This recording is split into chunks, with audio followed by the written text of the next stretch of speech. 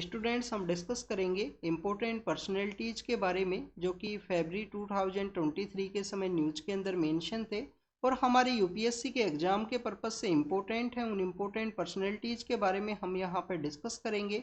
Students अगर हम बात करें यूपीएससी के एग्ज़ाम के बारे में तो जो यूपीएससी का प्रीलिम्स का पेपर हो या मेंस का एग्ज़ाम हो, दोनों ही समय में इम्पोर्टेंट पर्सनैलिटीज़ से रिलेटेड जो क्वेश्चन है वो पूछे जाते हैं। प्रीलिम्स के पेपर के अंदर आप देखिए कि कोई भी पर्सनैलिटी से रिलेटेड कोई ऑर्गेनाइजेशन है, कोई न्यूज़पेपर है या किसी मूवमेंट के अंदर उनके द्वारा पार्टिसिपेट किया गया हो, उससे रिलेटेड जो क्वेश्चन है वो पूछ लिए जाएंगे। मेंस के एग्जामिनेशन की अगर हम बात करें तो जीएस पेपर 1 के अंदर में एक जो टॉपिक है वो मेंशन है। Topic is about the comparison of personality. तो किसी भी दो पर्सनैलिटी का जो कंपैरिजन है आपसे वहाँ पे पूछ लिया जाएगा, उनका जो कंट्रीब्यूशन है उसको यहाँ से पूछ लिया जाएगा।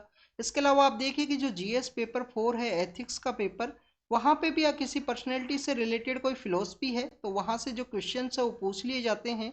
जैसे कि 2016 में गांधी जी के जो 7 प्रिंसिपल है जिसको कि हम 7 सिंस के रूप से भी जानते हैं, तो ऐसा एक क्वेश्चन है वो पूछ लिया गया था 2016 के जीएस पेपर 4 के अंदर में।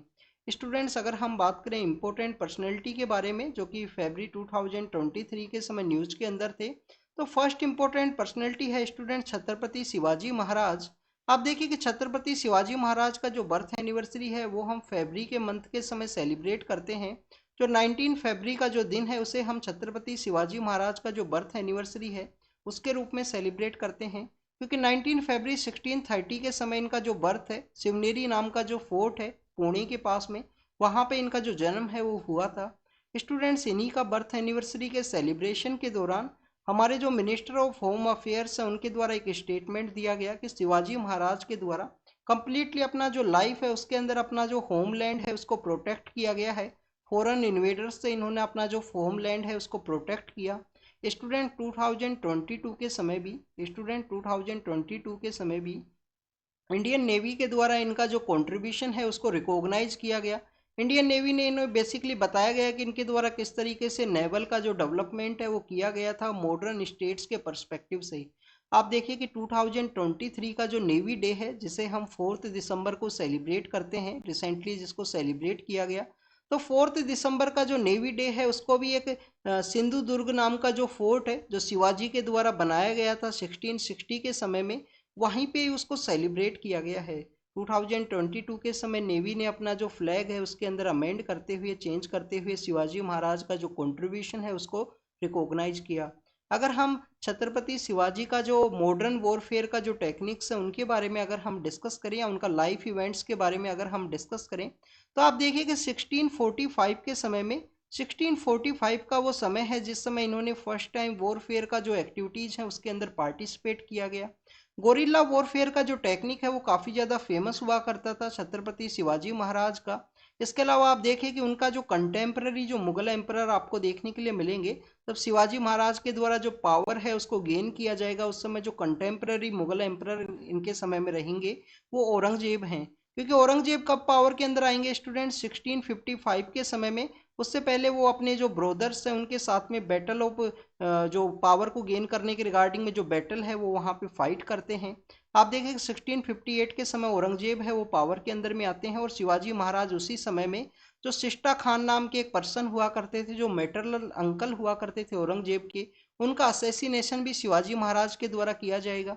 शिवाजी महाराज के द्वारा जो सूरत नाम का एक पोर्ट हुआ करता था, सूरत नाम का जो जगह है एक इम्पोर्टेंट ट्रेड सेंटर के रूप में सदर्न गुजरात के अंदर जो काफ़ी इंपॉर्टेंट सिटी है प्रेजेंट समय भी टेक्सटाइल और डायमंड के पर्सपेक्टिव से।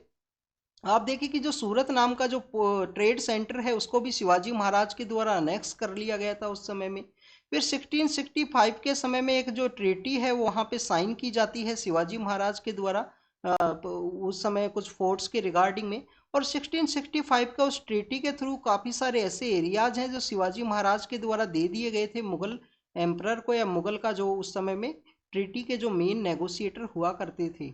उस ट्रीटी को हम ट्रीटी ऑफ पुरंदर के रूप से जानते हैं। उसके बाद में शिवाजी महाराज को यहाँ पे आगरा बुलाया जाता है, वहाँ पे उनको इक्वल वे में ट्रीट नहीं किया जाएगा, उनको कैप्चर कर लिया जाएगा।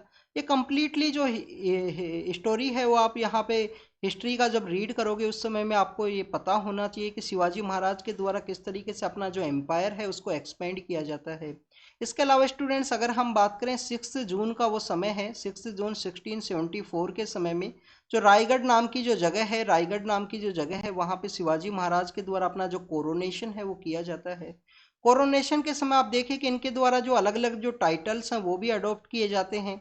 इन्होंने अपना जो एम्पायर इस्टेब्लिश किया था उसके अंदर में काफ़ी कुछ आपको पता होना चाहिए। आप देखिए कि 2 टैक्स हैं वो इनके द्वारा कलेक्ट किए जाते थे, जिसे हम चौथ और सरदेश मुखी के नाम से जानते हैं। चौथ 1/4 जिसके अंदर रेवेन्यू है वो लिया जाता था मराठा एम्पायर के समय में। इनका जो अष्टाध्यायी जो आपको एक मंत्रिमंडल का जो कॉन्सेप्ट है वो देखने के लिए मिलता है, अष्टाध्यायी जो कॉन्सेप्ट है। अष्टाध्यायी के अंदर में देखिए कि पेशवा नाम के एक इम्पोर्टेंट पोस्ट हुआ करती थी, जिसे मुख्यमंत्री के रूप से, या अगर हम बात करें इम्पोर्टेंट पर्सन का जो स्टेटस है वो उसको हुआ करता था। इसके अलावा अगर हम रेवेन्यू के पर्सपेक्टिव से बात करें तो आप देखें कि रैयतवारी नाम का जो कॉन्सेप्ट है, जो रैयतवारी नाम का जो कॉन्सेप्ट है वो इनके द्वारा अडॉप्ट किया गया था, जागीरदारी कॉन्सेप्ट को रिप्लेस करते हुए। रैयतवारी के अंदर आप देखिए कि लैंड मेजरमेंट का जो कॉन्सेप्ट है, जो मलिक अंबर के समय एक लैंड मेजरमेंट का जो कॉन्सेप्ट हुआ करता था, वो कॉन्सेप्ट काठी नाम का जो कॉन्सेप्ट है वो भी इनके द्वारा अडॉप्ट किया गया। और अगर हम बात करें रिवेन्यू के पर्सपेक्टिव से जो इम्पोर्टेंट ऑफिसर्स के बारे में, तो आपने वर्ड सुने होंगे, देश पांडे है, कुलकर्णी है। ऐसे जो इम्पोर्टेंट ऑफिसर्स हैं वो इनके द्वारा अपॉइंट किए गए थे छत्रपति शिवाजी महाराज के द्वारा रिवेन्यू के कलेक्शन के रिगार्डिंग में। तो स्टूडेंट्स ये बेसिकली कुछ इन्फॉर्मेशन है शिवाजी महाराज के पर्सपेक्टिव से। एक तो आपको रिवेन्यू के बारे में पता होना चाहिए, जिसको हम सरदेश मुखी और चौथ नाम का जो रिवेन्यू कलेक्शन है उसके रूप से जानते हैं। लैंड के बारे में आपको पता होना चाहिए कि उनके द्वारा लैंड का जो मेजरमेंट है वो काठी सिस्टम के द्वारा किया गया, जो बेसिकली किससे इंस्पायर थे, मलिक अंबर का जो कॉन्सेप्ट है उससे वो इंस्पायर हुआ करते थे। अष्टाध्यायी नाम का जो कॉन्सेप्ट है वो इनके द्वारा अडॉप्ट किया गया, जिसके अंदर 8 इंपॉर्टेंट जो मिनिस्टर्स हैं वो हुआ करते थे। पेशवा इसके अंदर एक इंपॉर्टेंट मिनिस्टर है। इसके अलावा स्टूडेंट्स आप देखें कि लैंड का जो रेवेन्यू कलेक्शन है उसके रिगार्डिंग में जो इंपॉर्टेंट ऑफिसर हैं, जिसमें देश पांडे है, कुलकर्णी है, ऐसे इंपॉर्टेंट ऑफिसर्स इन्होंने अपॉइंट किए थे शिवाजी महाराज के द्वारा। तो ये शिवाजी महाराज के पर्सपेक्टिव से कुछ इंपॉर्टेंट इन्फॉर्मेशन था जिसे हमने डिस्कस किया। नेक्स्ट अगर हम इंपॉर्टेंट जो पर्सनैलिटी है उसके बारे में डिस्कस करें तो students that is about the saint Ravidas के बारे में है। 15-16 सेंचुरी के समय के एक इम्पोर्टेंट सेंट है भक्ति मूवमेंट के रिगार्डिंग में। आप देखिए कि जो बेसिकली जो संत रविदास हैं उनका माघ पूर्णिमा का जो दिन है उसे हम सेलिब्रेट करते हैं। फेब्रुअरी का जो मंथ है वो बेसिकली अगर हम हिंदुइज्म का कैलेंडर के पर्सपेक्टिव से बात करें, विक्रम संवत का जो कैलेंडर है उसके पर्सपेक्टिव से जो मंथ है उनको कैलकुलेट करें, तो माघ का जो मंथ है वो आपको देखने के लिए मिलता है।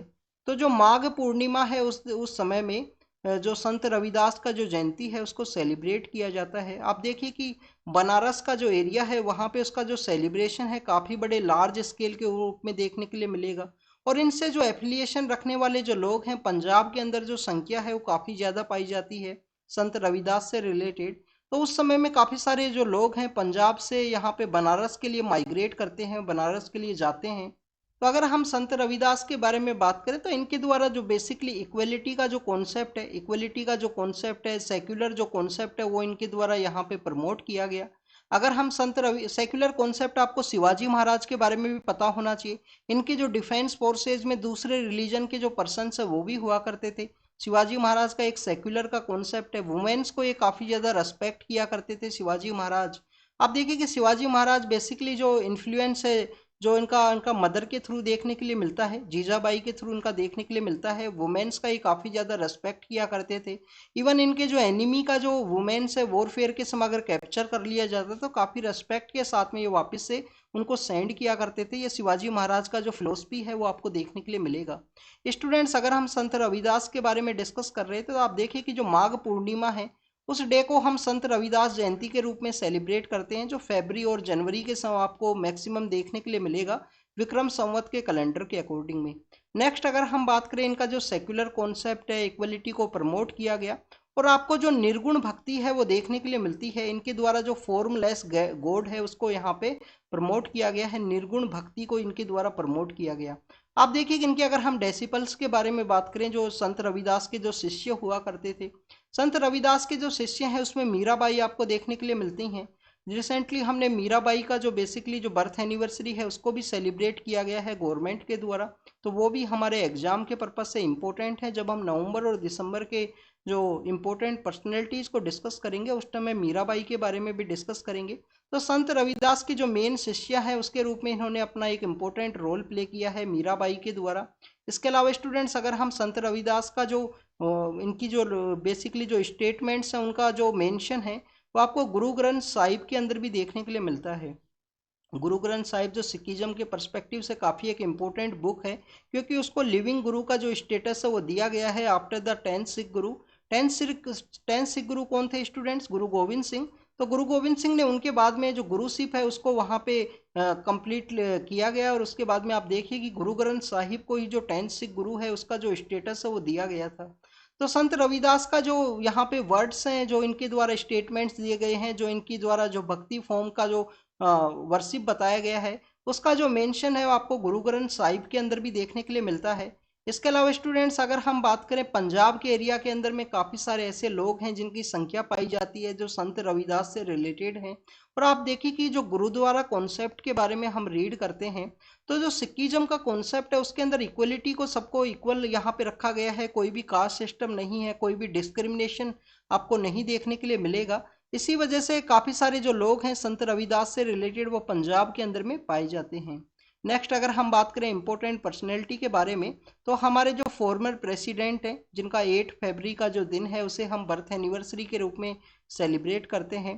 तो फॉर्मर प्रेसिडेंट है जाकिर हुसैन। आप देखिए कि जाकिर हुसैन का जो बर्थ एनिवर्सरी है उसको सेलिब्रेट किया गया फरवरी के मंथ के अंदर में। जाकिर हुसैन के बारे में अगर हम बात करें तो डॉक्टर जाकिर हुसैन बेसिकली आप देखिए कि एजुकेशन के सेक्टर के अंदर इनके द्वारा काफ़ी कुछ काम किया गया है।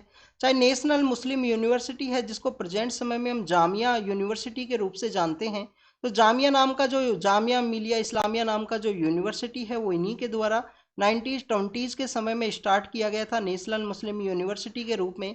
बाद में अलीगढ़ से उस यूनिवर्सिटी को इनके द्वारा ट्रांसफ़र किया गया। दिल्ली के अंदर एक जगह है करोल बाग जहाँ पे मैक्सिमम यूपीएससी के जो एस्पिरेंट्स है वो रहते हैं, वहाँ पे प्रिपरेशन के रिगार्डिंग में करोल बाग एंड राजेंद्र नगर, तो वहाँ से उसको ट्रांसफ़र किया गया था। बाद में उस करोल बाग से भी इसको जो जामिया नाम का जो एरिया है दिल्ली के अंदर ही जहाँ पे वो यूनिवर्सिटी है वो प्रेजेंट समय में सिचुएटेड है, जामिया मिलिया इस्लामिया। इसके अलावा अगर हम जाकिर हुसैन के बारे में बात करें तो डॉक्टर जाकिर हुसैन आप देखिए कि आपने वर्धा प्लान के बारे में डिस्कस किया होगा। वर्धा प्लान बेसिकली क्या है, आप देखिए कि 1930 के समय में गांधी जी यहाँ पे एक डांडी मार्च है वो निकालते हैं।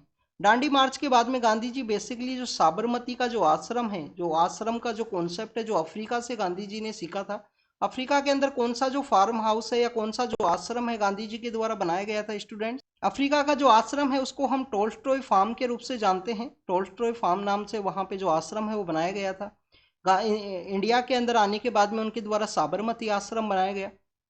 तो उसी साबरमती आश्रम का एक दूसरा कॉन्सेप्ट है उनके द्वारा वर्धा के अंदर बनाया गया आफ्टर द डांडी मार्च के बाद में। क्योंकि आप देखें कि डांडी मार्च के अंदर गांधी जी के द्वारा यहाँ पे जो संकल्प है वो लिया गया था कि अब देश को जो आज़ादी है, इंडिपेंडेंस है, वो अचीव करने के बाद ही वो वापस से साबरमती है वहाँ पे लौटेंगे, साबरमती के आश्रम के अंदर में। तो गांधी जी का वहाँ पे आप देखिए कि वर्धा प्लान के बारे में आपने डिस्कस किया होगा, रीड किया होगा। एजुकेशन का जो डेवलपमेंट है उसको आप रीड करोगे। 1937 के समय गांधी जी का एक वर्धा प्लान है। उस वर्धा प्लान को जिनके द्वारा डेवलप किया गया है कि लर्न विद एक्टिविटी का जो कॉन्सेप्ट है उसके अंदर में कि एजुकेशन को किस तरीके से प्रमोट करना है, जो प्रेजेंट समय में हमारा जो न्यू एजुकेशन पॉलिसी है उसके अंदर भी देखने के लिए मिलता है कि लर्न विद एक्टिविटी के थ्रू जो छोटे बच्चे हैं उनको एक्टिविटी के थ्रू आप यहाँ पे सिखाइए। तो जाकिर हुसैन का जो कॉन्सेप्ट है, जाकिर हुसैन जो कमेटी है उसको हेड करते हैं एजुकेशन के पर्सपेक्टिव से। इसके अलावा आप देखिए कि आफ्टर द इंडिपेंडेंस के बाद में भी इनके द्वारा यूनेस्को के अंदर अपना जो सर्विस है उसको दिया गया है। यूनेस्को के अंदर इंडिया का जो रिप्रेजेंटेशन है इनके द्वारा कैरी आउट किया गया। तो ये बेसिकली जाकिर हुसैन के रिगार्डिंग में डॉक्टर जाकिर हुसैन का इंपॉर्टेंट कंट्रीब्यूशन है जिसको हमने डिस्कस किया।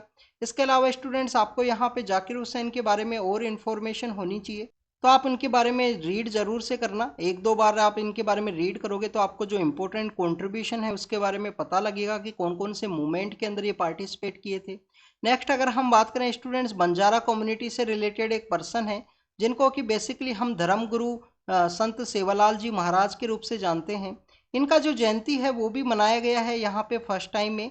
तो संत सेवालाल महाराज जी हैं जिनका जो जयंती है वो मनाया गया है। बंजारा कम्युनिटी के एक धर्मगुरु के रूप में इनका स्टेटस है वो आपको देखने के लिए मिलता है। तो संत सेवालाल जी महाराज के बारे में अगर हम यहाँ पे डिस्कस करें, तो स्टूडेंट्स बेसिकली देखिए कि इनका जो बर्थ है वो आपको कहाँ पे देखने के लिए मिलेगा। बर्थ आपको जो कर्नाटका के अंदर एक जगह है शिवमोगा, शिवमोगा नाम का एक जगह है कर्नाटक के अंदर में, वहाँ पे इनका जो बर्थ है वो हुआ था। इनके द्वारा आयुर्वेदा का जो कॉन्सेप्ट है उसको प्रमोट किया गया बंजारा कम्युनिटी के अंदर में। एक बार यूपीएससी ने 2016 का प्रीलिम्स के पेपर के अंदर एक क्वेश्चन पूछ लिया गया था कि Banjaras sometime mention in the newspaper, तो बंजाराज बेसिकली कौन है। तो बंजारा कम्युनिटी आपको एक ट्रेडिंग कम्युनिटी के रूप में देखने के लिए मिलती है। राजस्थान, गुजरात, महाराष्ट्र एंड कर्नाटक के अंदर में इनका जो संख्या है वो पाया जाता है।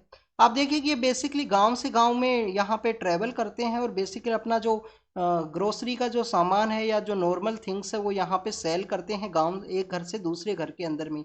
तो एक ट्रेडिंग कम्युनिटी के रूप में आपको देखने के लिए मिलता है। तो जो संत सेवालाल जी महाराज हैं वो बंजारा कम्युनिटी के ही धर्मगुरु हैं, जिनका फर्स्ट टाइम जो जयंती है वो सेलिब्रेट किया गया।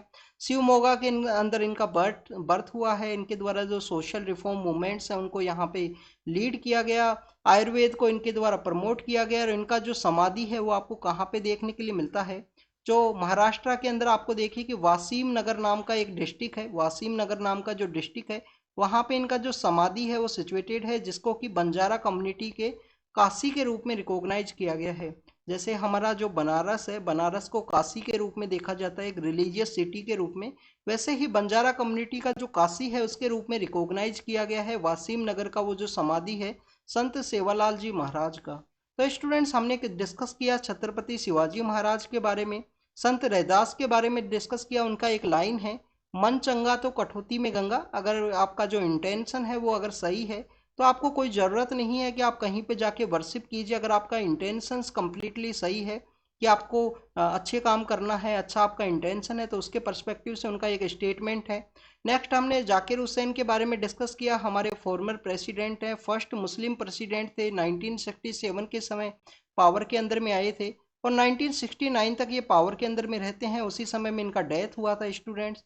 और हमने डिस्कस किया बंजारा कम्युनिटी के जो धर्म गुरु हैं संत सेवालाल जी महाराज, उनके बारे में, उनका जो कंट्रीब्यूशन है सोशल रिफॉर्म मूवमेंट के रिगार्डिंग में, और उनका जो समाधि है उसके बारे में हमने देखा। तो आपको यहाँ पे एक होमवर्क दिया है। होमवर्क बेसिकली ये है कि 1630 के समय शिवाजी महाराज का बर्थ हुआ था। उस समय कौन से जो मुगल एम्परर हैं वो पावर के अंदर हुआ करते थे, या आप कमेंट सेक्शन के अंदर बताना कि कौन से मुगल एम्परर हैं उस समय पावर के अंदर हैं। क्योंकि उनका जो मेन कंटेम्पररी है वो आपको औरंगजेब देखने के लिए मिलेंगे, उन्हीं के साथ उनका जो कन्फ्लिक्ट है वो देखा जाता है। तो thank you students, thank you very much.